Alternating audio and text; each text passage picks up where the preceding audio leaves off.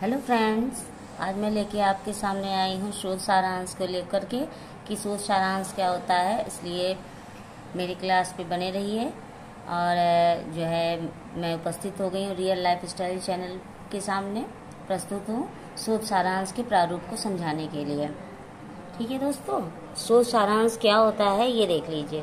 शोध सारांश में होता है सारांश में शोध प्रबंध का संक्षिप्त विवरण प्रस्तुत किया जाता है। शोध प्रबंध का आप समझ रहे होंगे, आप शोध प्रबंध जो नाम आप सुन रहे होंगे कि ये प्रबंध है क्यों लगा हुआ, तो इसीलिए है कि इसमें शोध सारांश में शोध प्रबंध का संक्षिप्त विवरण प्रस्तुत किया जाता है। शोध प्रबंध के मुख्य बिंदुओं का संक्षिप्त आलेख होता है। ठीक है, इसको 100 से 300 शब्दों में तैयार किया जाता है। दोस्तों कभी कभी ऐसा होता है कि हम लोगों के पास इतना टाइम नहीं होता है कि हम लोग लाइन वाइज लाइन सब कुछ पढ़ें, ये पढ़ें वो पढ़ें। उसके लिए क्या होता है कि हम लोग शोध संक्षिप्त विवरण प्रस्तुत करते हैं शोध का, तो उसको ही हम लोग शोध सारांश कहते हैं। लेकिन इसका कोई ऐसा कठोर नियम नहीं है कि शोध सारांश में अनुसंधान का मुख्य पक्ष शामिल किया जाए, लेकिन यह है मेन बातें तो इसमें होनी ही चाहिए। ठीक है, इसको 2 प्रकार से तैयार किया जाता है। पहले प्रकार के शोध सारांश शोध प्रबंध के प्रमुख जो पॉइंट होते बिंदु होते हैं उनको संक्षिप्त रूप में प्रस्तुत किया जाता बताया जाता है। इसका प्रारूप होता है प्रस्तावना, समस्या, शोध उद्देश्य, शोध परिकल्पनाएं, शोध विधि, न्यायादर्श, शोध प्रविधियां, मापन प्रविधियां। ये सब पॉइंट्स आपके होने बहुत जरूरी हैं।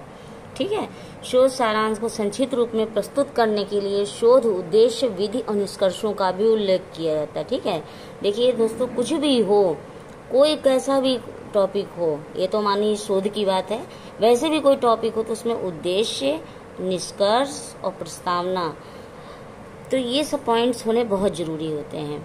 उसी प्रकार के सीधे सारांश में शोध सारांश में शोध प्रबंध के अध्यायों का संक्षिप्त विवरण दिया जाता है। मतलब जो भी अध्याय इसके अंदर लिखे जाते हैं उनका संक्षिप्त जो होता है संक्षिप्तीकरण दिया जाता है। ठीक है, प्रथम अध्याय, द्वितीय अध्याय, तृतीय अध्याय और चतुर्थ अध्याय का संक्षिप्त विवरण प्रस्तुत किया जाता है। ठीक है, ये मेन अध्याय हैं, इनका शॉर्टकट कर दिया जाता है। सामाजिक विषयों साहित्यिक शोध में ये तो चलिए ठीक है, लेकिन प्रस्तावना, अभी मैंने जैसा कि आपको पहले बताया कि प्रस्तावना होना चाहिए, मुख्य पक्ष क्या है ये होना चाहिए, निष्कर्ष, जैसे कि मैं अभी ऊपर आपको बता चुकी हूँ इस बात को कि ये 3 पॉइंट्स जरूर होने चाहिए। तो प्रस्तावना में शोध समस्या को स्पष्ट रूप में प्रस्तुत किया जाता है। भाई आप शोध तभी तो करेंगे जब आपके सामने समस्या होगी, बिना समस्या के आप शोध क्या करेंगे। शोध के उद्देश्य महत्व को संक्षिप्त रूप में दिया, जो कुछ भी करना है वो आपको संक्षिप्त रूप में करना है। तो शोध मुख्य पक्ष में शीघ्र विधि, न्यायादर्श, योग, प्रविधि, मापन परीक्षाओं को उल्लेख किया जाता है। ठीक है, जो विधियां होती है उस तरीके से। फिर प्रदत्तों विश्लेषण विधि से परिणामों का विवरण किया जाता है। निष्कर्ष मतलब आप समझे, निष्कर्ष कह लीजिए, जो कुछ हम लोग परीक्षण करते हैं उसके बाद में जो निष्कर्ष निकलता है वही परिणाम कह लीजिए, या फिर कह दीजिए कि निष्कर्षता, इस तरीके की हम लोग हेडिंग डालते हैं ना, तो उस तरीके से। तो इसको प्रभावशाली ढंग से एक प्रवाह के रूप में प्रस्तुत किया जाना चाहिए। ये नहीं है कोई भी पॉइंट्स हम कहीं भी नोट कर लें, इसको निष्कर्ष ऊपर कर दें, प्रस्तावना सबसे नीचे कर दें, ऐसा नहीं होना चाहिए दोस्तों। सब लाइन वाइज लाइन मतलब पॉइंट्स होने चाहिए। तो ये होना चाहिए कि पहले समस्या आई, कि पहले मुख्य पक्ष आया, फिर निष्कर्ष आया, इस तरीके। ठीक है दोस्तों, मुझे उम्मीद है कि आपको मेरा ये वीडियो पसंद आया होगा, और मेरे इस वीडियो को ज़्यादा से ज़्यादा लाइक कीजिए, शेयर कीजिए, कमेंट कीजिए और सब्सक्राइब करना मत भूलिए।